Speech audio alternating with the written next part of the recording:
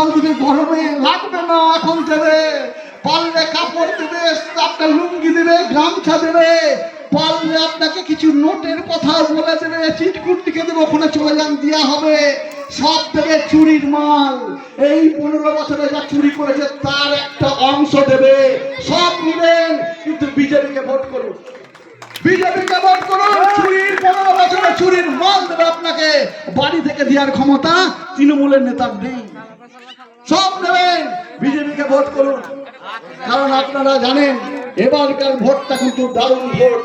200 মিটারের বাইরে ছাড়া কারোর ক্ষমতা নাই। আপনার আই কার্ড চেক করে সিআরপিএফ ঢুকাবে, সেন্ট্রাল পোস্ট ঢুকাবে 200 মিটারের বাইরে। কোন পুলিশের কোনো ক্ষমতা নাই। এখানে চুরুক পুরুক কয়েকটা পুলিশ ঘুরে বেড়াচ্ছে রাতের অন্ধকারে, কিছু সিভিক, কিছু পুলিশ। কি হচ্ছে? বিজেপি এত ভোট পেল, পাবে কি করে?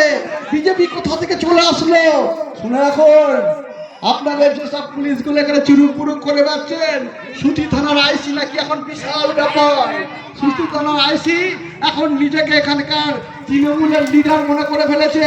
ভুলে যাবেন না, আমরা ক্ষমতায় আসছি, আপনি কোথায় থাকবেন দুদিন পর দেখতে পাবেন। আমরা পরিষ্কার পরিচ্ছন্ন কথা বলতে পারি।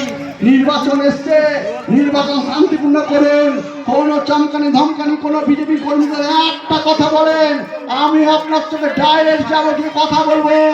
আপনার অধিকার নেই। হ্যালো বন্ধুগণ, এখানে বিজেপির মিটিং হচ্ছে। আমি কিছু আমি এসেছি রাজনীতি করতে করতে এই জায়গায়, ঘাবড়ানোর কিছু নেই। আইসি সাহেব, আপনার তো বাদ দেন।